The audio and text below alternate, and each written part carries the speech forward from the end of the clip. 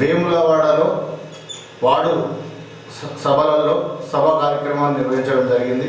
ఈ కార్యక్రమానికి municipal chairman Pulkam రాజు ముఖ్య అతిథిగా హాజరై ప్రారంభించారు. ఈ సందర్భంగా పుల్కం రాజు మాట్లాడుతూ ముఖ్యమంత్రి రేవంత్ రెడ్డి, ప్రభుత్వ విప్ ఆది శ్రీనివాస్ నేతృత్వంలో ప్రజలకు మేలైన సేవలు అందించడమే లక్ష్యంతో ముందుకు వెళ్తున్నామని చెప్పి మున్సిపల్ చైర్మన్ రాజు కొనియాడారు. ఈ కార్యక్రమంలో ముఖ్య అతిథులు DSP Srinivas, municipal commissioner Lokesh, municipal సిబ్బంది, అంగన్వాడీ కార్యకర్తలు, ఆశా వర్కర్లు, అధికారులు పాల్గొన్నారు.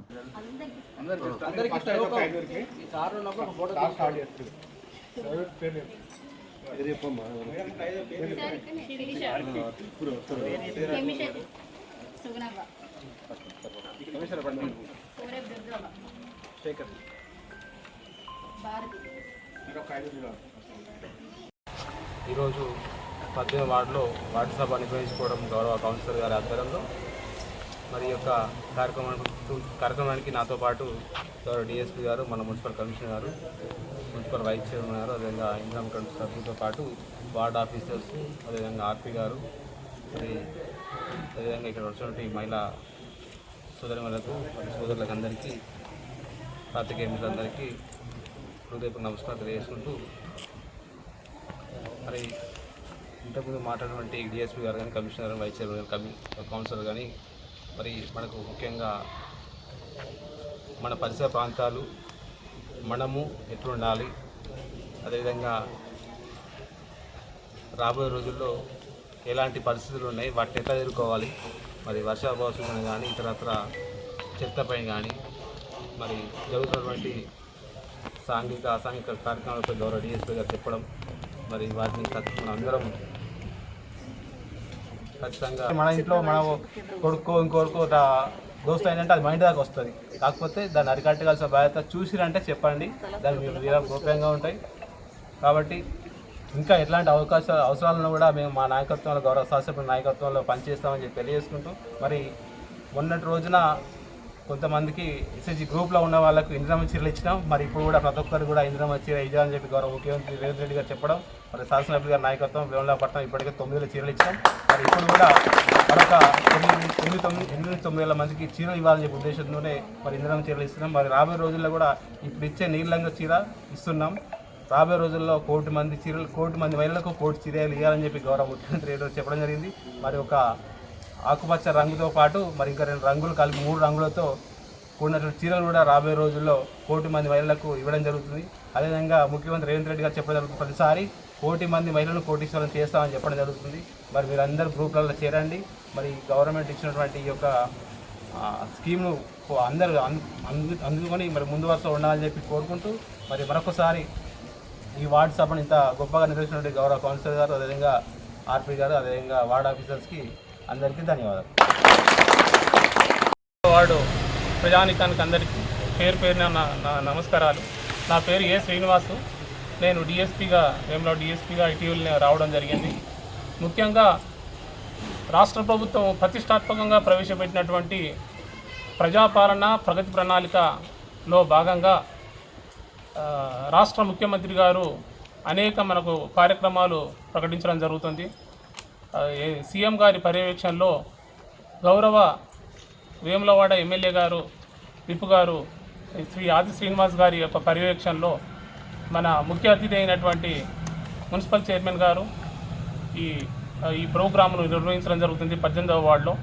ఈ చక్కటి ప్రోగ్రాంకి విచ్చేసినటువంటి పౌరులందరూ కూడా పేరు పేరున పోలీసు వ్యవస్థ తరఫున మీకు అందరికీ ధన్యవాదాలు తెలుపుకుంటాను. ముఖ్యంగా ఈ యొక్క ప్రోగ్రాము క్షేమాలు చూడాల్సిన బాధ్యత చెప్పిండు. మూడోది డ్రగ్స్ గురించి చెప్పిండు. డ్రగ్స్ అంటే ఏంటిది? ఇవాళ రేపు గంజాయి చాక్లెట్ల రూపంలో వస్తుంది. ఇంతకుముందు గంజాయి అంటే ఎట్లా, పెద్ద సుట్టలో చొప్పించి వాళ్ళు తాగేటోళ్ళు, అది ముసలోళ్ళు తాగేటోళ్ళు. అయితే ఇప్పుడు అట్లా లేదు. చిన్నపిల్లలు కూడా చాక్లెట్ల రూపంలో తాగుతున్నారు, సిగరెట్లలో పెట్టి తాగుతున్నారు, రకరకాలుగా తాగుతున్నారు. లేకుంటే ఆయిల్ రూపంలో కూడా వస్తుంది ఇవాళ రేపు. కాబట్టి మన ఇంట్లో పిల్లగాడు ఎవడన్నా వచ్చి ఎప్పుడు రోజుగా దినంలో కూడా వాడు నిద్రపోయినట్టు చూస్తున్నా, దోస్తుల దగ్గర పోయి వచ్చినా కానీ కొద్దిగా డ్రౌజీగా తాగినట్టు కనపడ్డా కానీ ఏదో ప్రమాదం ఉందనే గుర్తించాలి. మనకు తెలియకుండా అనేక విషయాలు బయట జరుగుతున్నాయి. కాబట్టి ఈ విషయాలలో మీరు జాగ్రత్తతో ఉంటారని ఈ సందర్భంగా నాకు ఈ అవకాశం ఇచ్చినటువంటి మున్సిపల్ కమిషనర్ గారికి అదేవిధంగా రాజన్న సిరిసిల్ల జిల్లా వేములవాడ పరిధిలో గల చాత్రాజ్పల్లి చెరువు నుండి అక్రమంగా టిప్పర్ల ద్వారా జేసీబీ పెట్టి మట్టిని తరలిస్తున్న వైనాన్ని గ్రామస్తులు గమనించి అడ్డుకోవడం జరిగింది. ఈ సందర్భంగా గ్రామ మత్స్యకారుల అధ్యక్షులు మాట్లాడుతూ చెరువులో అధికంగా మట్టి తవ్వడం వలన భూగర్భ జలాలు తగ్గిపోవడంతో పాటు బోర్లు దెబ్బతింటాయంటూ ఆవేదన వ్యక్తం చేశారు. ఇప్పటికైనా అధికారులు చొరవ తీసుకొని అధికారులు పర్మిషన్ కంటే మించి టిప్పర్ల ద్వారా మట్టిని తరలిస్తున్నారని గ్రామస్తులు ఆవేదన వ్యక్తం చేశారు. ఇప్పటికైనా అధికారులు మట్టి తీస్తున్న వారిపైన తగిన చర్యలు తీసుకోవాలని చెప్పి కోరారు.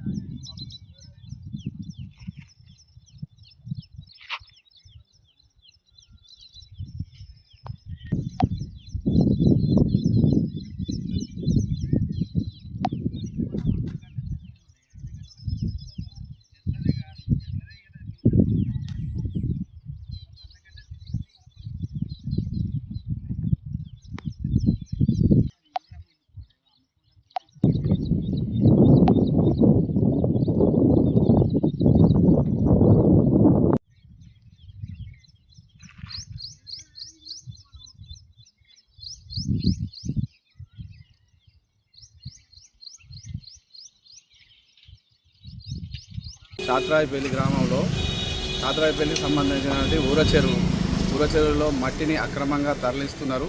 ఆ మట్టిని పనిచేయాలని గ్రామ ప్రజలు మరి నేను మత్స్యశాఖ సంబంధించిన అధ్యక్షుడిని మేము ఒక 50 మంది మెంబర్స్ ఉంటాము. చేపలు పట్టుకునే వృత్తిలో కొనసాగుతున్నాము. చేపలు పట్టుకుందామని ఉద్దేశంతో చేపలు పట్టుకుని కొనసాగుతున్నాము. ఎమ్మెల్యే గారికి కూడా ఇంతకుముందుకు చెరువు పూటిగా తీసి చెరువు కట్టను మరమ్మతు చేసి మత్తాన్ని మరమ్మతు చేసి చెరువును లోతు చేస్తే మాకు జీవనోపాధి ఉంటుందని ఎమ్మెల్యే గారికి కూడా రిప్రజెంటేషన్ ఇవ్వడం జరిగింది. వారు మరి అప్పటి నుండి ఇప్పటి వరకు ఎమ్మెల్యేగానే సరే ఎమ్మెల్యే గారికి తెలిసి చేస్తుందో మరి జరుగుతుందో తెలియదు, కానీ అన్యాయంగానైతే మట్టి మాఫియా అనేటోళ్ళు మట్టి ఘోరంగా తరలిస్తారు. మరి కలెక్టర్ గారు ఏ రకంగా పర్మిషన్ ఇచ్చారో మాకు తెలియదు, కానీ ఒక 1000 క్యూబిక్ మీటర్లకు ఇచ్చిన పర్మిషన్ను ఒక 5000 క్యూబిక్ మీటర్ల మట్టిని తరలించారు. మరి ఇది అన్యాయము. మరి మా గ్రామంలో 43 ఇందిరమ్మ ఇళ్ళకు పర్మిషన్ ఇవ్వడం జరిగింది. ఇందిరమ్మ ఇళ్ళు వచ్చిన ఇందిరమ్మ ఇళ్లకు మట్టిని పర్మిషన్ ఇవ్వమని ఆర్డీఓ గారిని ఎంఆర్ గారిని ప్రతిలాడినా కూడా మాకు ఏ ఒక్క రోజు కూడా పర్మిషన్ ఇవ్వకుండా ఒక రోజైతే విపరీతంగా లొల్లి పెట్టుకోవడం జరిగింది. నేను పోయి లొల్లి పెట్టుకుంటే ఒక 4-5 ఇళ్ళకి పర్మిషన్ ఇవ్వడం, కానీ మట్టి కోసము ప్రజలైతే విపరీతంగా బాధపడరు. ఆ టైంలో ఇవ్వలేదు, కానీ మరి ఈరోజు ఎట్లా పర్మిషన్ ఇచ్చారు? మా గ్రామంలో రైతులకు కూడా పొలాల్లో మట్టి అవసరం ఉంటే పర్మిషన్ కోసం డిఈ గారిని ఇరిగేషన్ డిఈ గారిని అడిగినాము, ఏఈని అడిగినాము. ఎవ్వరు కూడా మమ్మల్ని పట్టించుకున్న పాపం లేదు. మరి ఈ రకంగా ఎట్లా తరలిస్తారు? మా గ్రామాల రైతులకు ఇబ్బంది కలుగుతుంది. మా రైతులకే మాకే కావాలి మట్టి. చెరువును డెవలప్ అయ్యేది ఫస్ట్. చెరువును మాకు కావాల్సింది బొందలెక్క అయిపోయింది. ఇప్పుడు మట్టి తీస్తే ఏమైతే కట్ట కూడా ఎప్పుడు ఏంటంటే కొన్ని వాటర్ వస్తేనే ఆల్రెడీ పర్రెలు ఉన్నది. ఈసారి ఇట్లా వర్షాలు పడితే మాత్రం కట్టను తెగిపోతుంది. ఆ కట్టను మరమ్మత్తు చేసి దాన్ని ఏమన్నా చెరువు డెవలప్ చేస్తే మా ఊరికి ఉపయోగపడుతుంది, రైతులకు ఉపయోగపడుతుంది, డ్రింకింగ్ వాటర్కి ఉపయోగపడుతుంది. దయచేసి గౌరవ ఎమ్మెల్యే గారు ఈ మట్టిని తరలించకుండా ఆపాలని వారిని ప్రత్యేకంగా వినయించుకుంటున్నాం. వాళ్ళు కూడా వారు చొరవ చూస్తారని ఆకాంక్షిస్తున్నాం.